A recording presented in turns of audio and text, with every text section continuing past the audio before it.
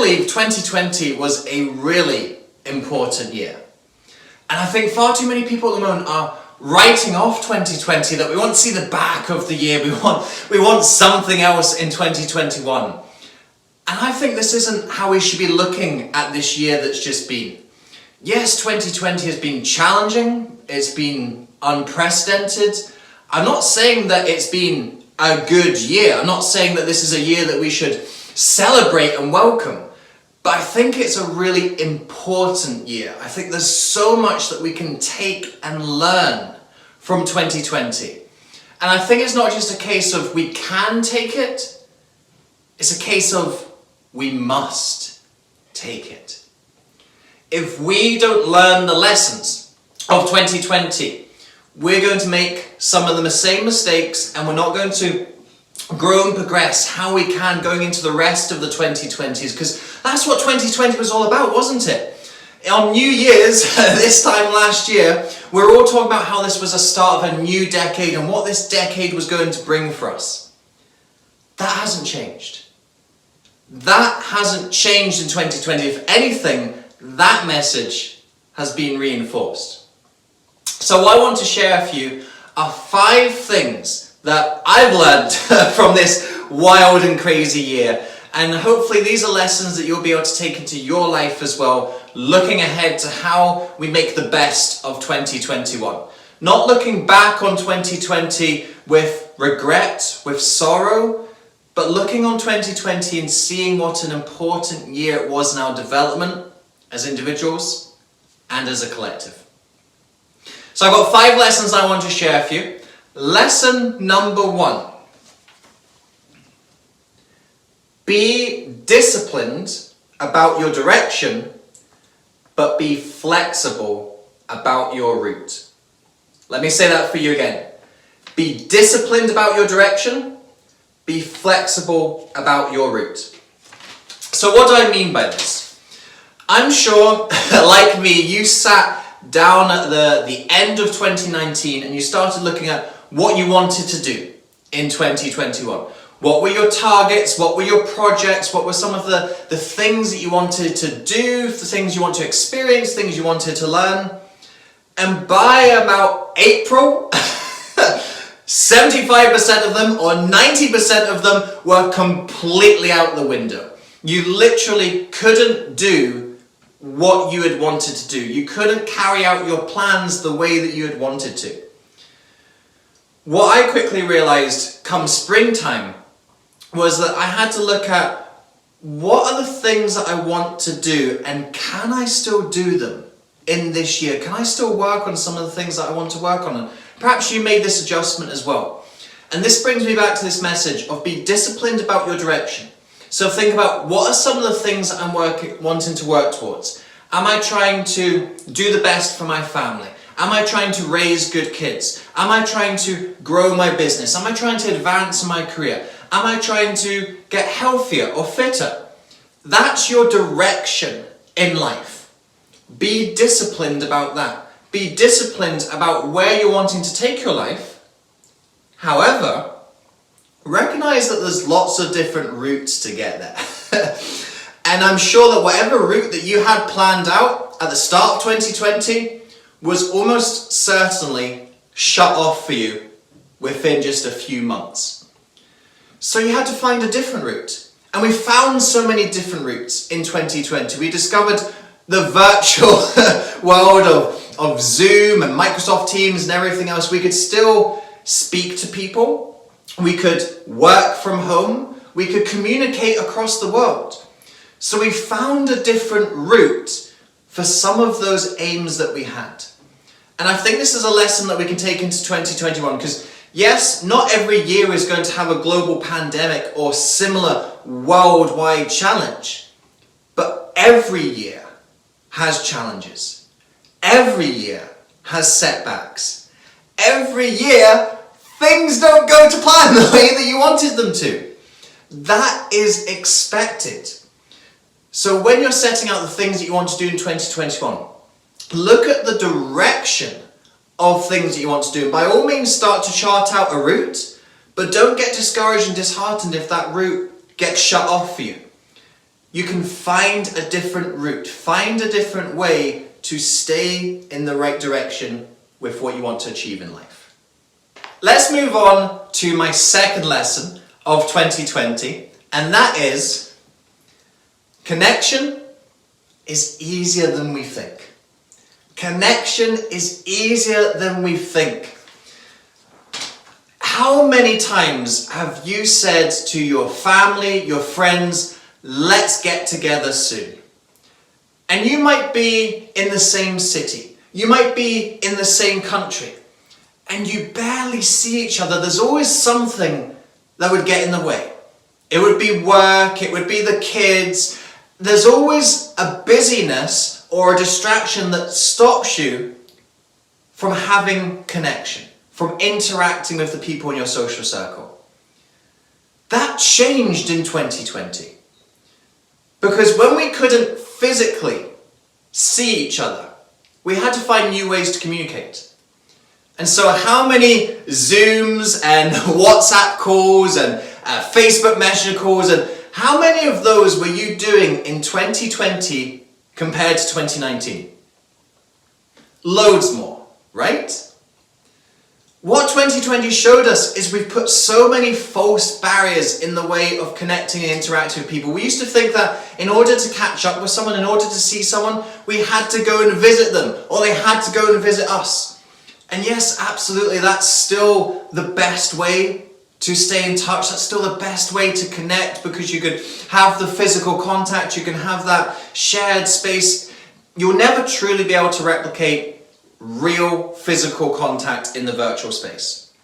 But the virtual space is a highly underrated medium for staying in contact. I made so many more new relationships in 2020 because I said, I need to stay connected, I need to stay communicating with people. So I was booking calls, I was booking podcast interviews, I was reaching out, connecting with people, I was accepting people's requests to connect and to catch up where maybe I wouldn't necessarily have done before. And that has opened up relationships and interactions this year. I've actually stayed connected with so many more of my friends and family when I couldn't physically see them this year than we could when we had all the freedom in the world to see each other. So that's what I think 2020 has really demonstrated, is that we've put a lot of false barriers in the way of communication. If you want to stay in touch with people, book in the calls. We can speak from anywhere in the world. Right now, if you're watching this video, there's a very good chance you don't live in the same place that I do. But we can still have this interaction, can't we? That's what 2020 has shown us, and that's a lesson that we should not be forgetting going into the rest of this decade. Let's look at lesson number 3 now, and this is so simple, but incredibly profound. My third lesson of 2020, walk. Just walk. I can't believe how much walking has become a part of my regular routine now. So when we first went into lockdown here in the UK, I know it was slightly different country to country, but certainly that March to May time, I think we were all quite similar across the world. One of the few things that we could do to get out of the house was once a day, daily exercise. So I started walking. I was walking every day because that was the only thing that I could do that was different, that was variety. And I started to really embrace this regular routine of walking. I started to discover a lot more of my local area.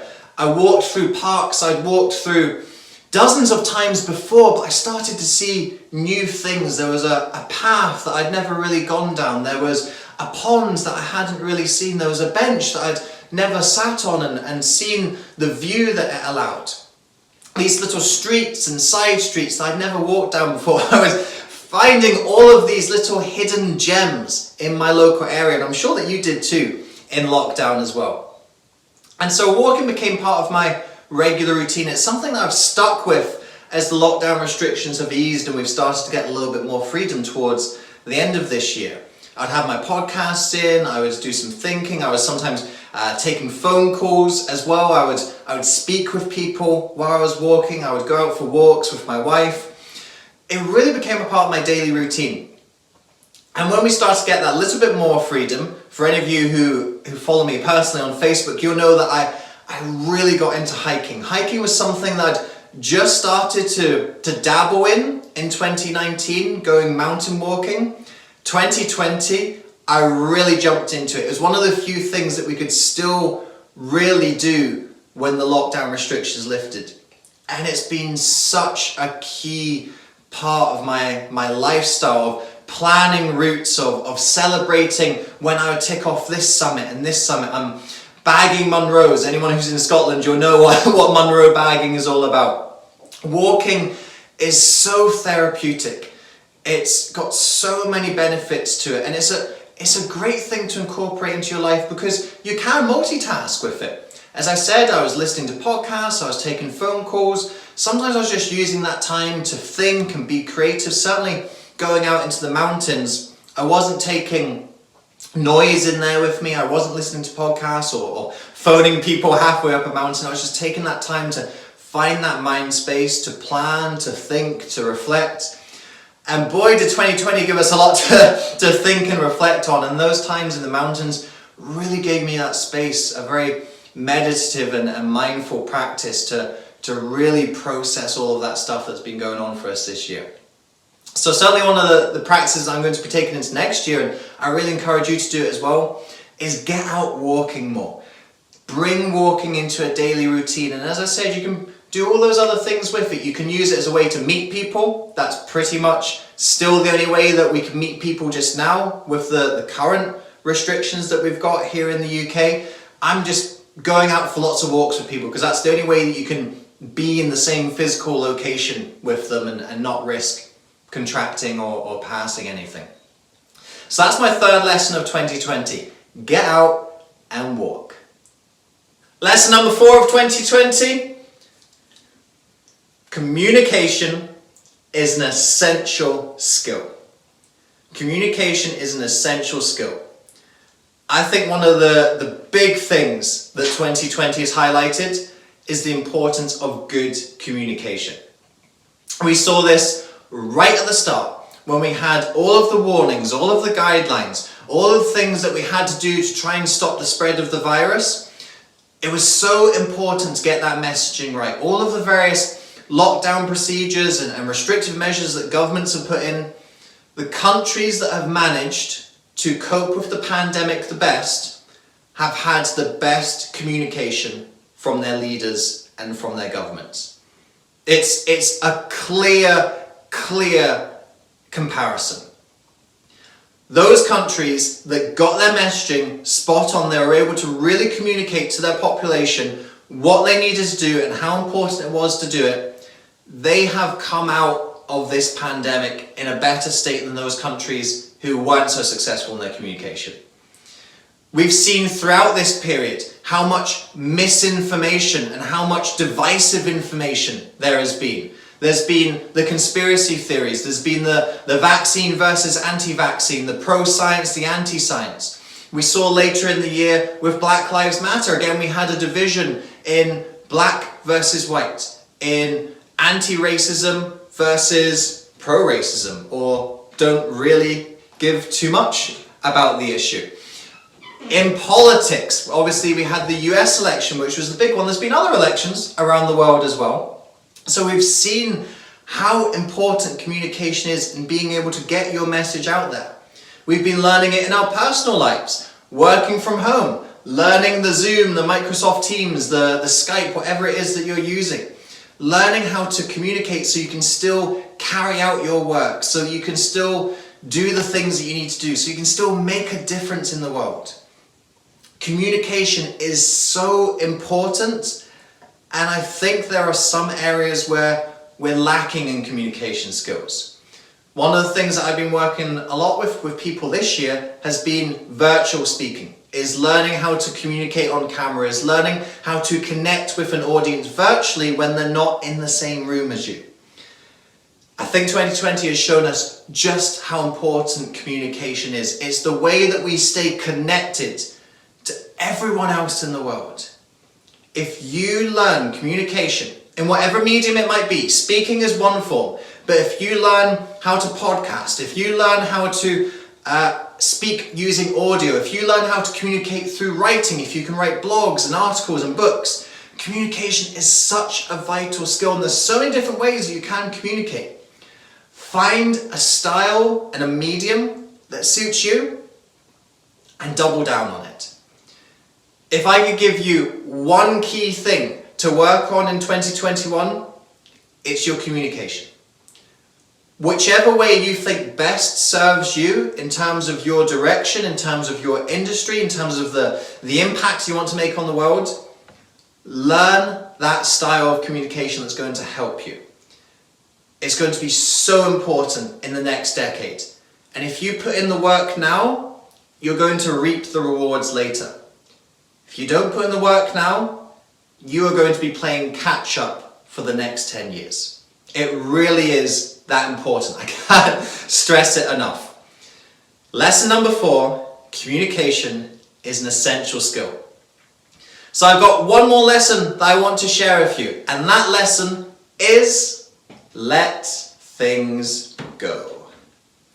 Let things go. Lesson number 5, our 5th and final lesson, is when we get to the end of 2020, if you've had some challenges, some struggles, some pain, some hardship, some difficulty, you've got to let it go. If there's any time to have a fresh start, it's a new year. And yes, there's been lots of things to look back on this year that have been challenging, that have been difficult. And as I said right at the beginning, I'm not trying to say that this year was not difficult and challenging. It was. But whatever came up for you this year, if you hold on to that going into 2021, you're going to stunt your growth. You're going to stunt your progression. You're going to stunt your enjoyment and your satisfaction with life. And I know that you can't do everything that you want to do at the moment, and probably not for this next year either. But nonetheless, if you keep on carrying that baggage with you, it's just going to weigh you down. I've shared in a couple mediums so far this year that I really didn't start 2020 in a very good place. I was experiencing a lot of stress, a lot of anxiety, and I started seeing a therapist in March. Funnily enough, right before the pandemic came in, and boy oh boy was having a therapist handy during a pandemic and during lockdown. And through the work that I've been doing with her over this year, I've realized that there's so many things that I've needed to let go. That if you keep on allowing old conflicts and old wounds to dictate who you are and how you behave, then you're allowing that stuff to win. If you look back on 2020 with scorn and resentment, that's a whole 12 months of your life that you're giving up. And we don't know how many of those months that we're granted. We don't know how long we've still got left to enjoy life. And yes, 2020 might not have been the opportunity to enjoy everything in life, but there were things to enjoy. There were things to find. As cliched as it sounds, there were the positives to focus on, and let's not forget that. Yes, there's the difficult things, the challenging things, but can we let those go? Can we leave that baggage on the 31st of December 2020 and open up a fresh new chapter on the 1st of January 2021? I'm not saying that's easy, but if you can approach 2021 with that attitude, if you can say, look, there's some things that couldn't happen in 2020, there's some things that didn't work out the way that I wanted to, there's some things that weren't good in 2020, but can I let those go? And can I try and make 2021 the best year that we can, given the current circumstances? That, I think, is how we should be approaching 2021. Accepting with the knowledge that it's going to be a bit of a different year. We know this now. At the beginning of 2020, we had no idea what we're about to face. But now we do. Now we do know what we're facing. And there is light at the end of the tunnel. We have the vaccines coming in. We have people who have caught the virus and they haven't died. There are less people who can potentially get infected. We have better ideas of how we can control the virus, how we can fight back against it. We know some of the things that we can do that don't risk the spread, and we know some of the things that we still need to restrict and be careful of. We have so much more knowledge at our disposal than we did at this time last year. We have so much more knowledge than we did 6 months ago. And that is something that shouldn't be seen in a bad light. That's something that we should celebrate. We should celebrate that if there's any time to face a pandemic, 2021 is the year to face it, because we're in the best possible position that we've ever been to live through it and to continue to thrive despite it. And that for me is my aim in 2021. I want to continue to thrive and grow and progress in the ways that I can throughout the next 12 months. And I challenge you to do the same. Because if you're able to do that, if you're able to find those areas where you can still grow and progress in 2021, then you will have learned and realized just how important 2020 really was.